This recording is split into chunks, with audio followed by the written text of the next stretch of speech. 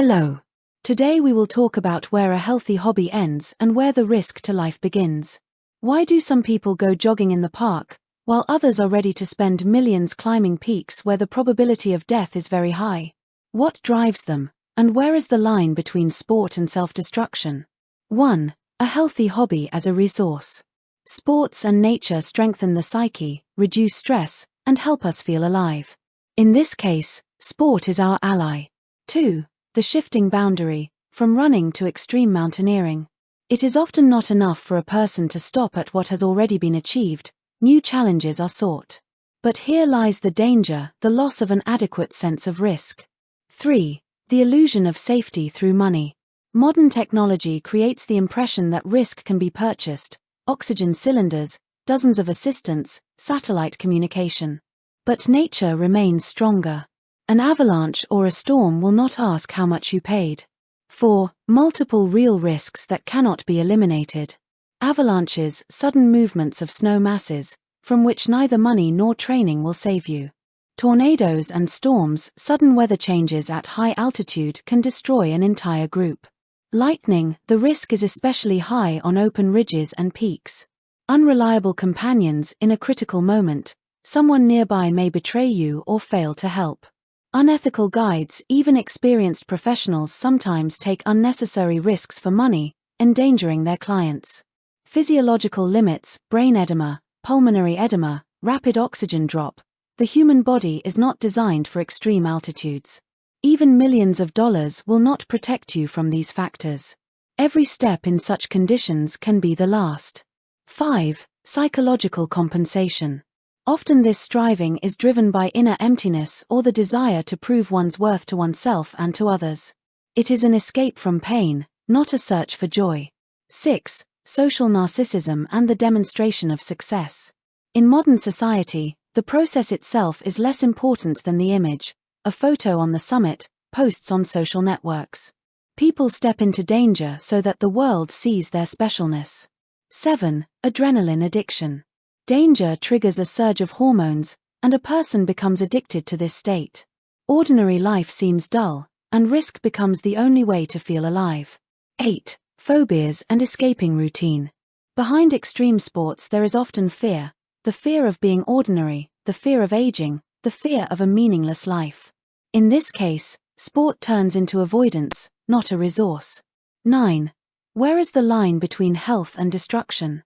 Healthy sport brings joy, health, and energy. Unhealthy sport threatens life, destroys the body, alienates relationships, and becomes the only meaning of existence. 10. Important to remember. Risk in extreme environments is always maximal.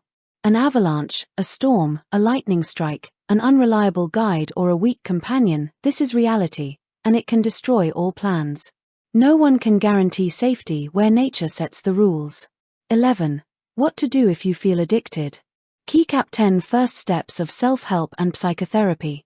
Acknowledge the problem: I am taking more risks than is reasonable. Make an honest list of dangers to remove illusions. Look for alternatives, active but safe activities. Keep a diary of emotions before and after risky actions. Work with the body, breathing practices, yoga, swimming. Explore deeper causes. What pain are you escaping from? Begin psychotherapy, especially trauma and self-esteem work. Build a support system, friends, family, communities that value you without heroics. Learn to enjoy simple things: food, music, nature without risk. Set realistic goals: health, close relationships, personal growth. Conclusion. Mountains, oceans, natural forces, they are beautiful, but merciless. It is essential to understand honestly: no money, no technology can save us from the power of nature. The true goal is not a photo at the top, but the ability to live here and now, in reality, where value lies not in records, but in life itself. Get proven psychotherapeutic tools without spending money on a psychiatrist. Start working on yourself today and grow with a science-based approach. Subscribe to receive step-by-step methods and practical tools. Disclaimer: this content is for educational and informational purposes only. It is not medical or psychotherapeutic advice and does not replace individual diagnosis or treatment by a qualified professional. The material is intended for people who are aware of their behavior patterns and want to work on themselves independently or under the supervision of a professional. Using these methods is at your own risk. For personalized support, please consult a licensed psychiatrist or psychotherapist.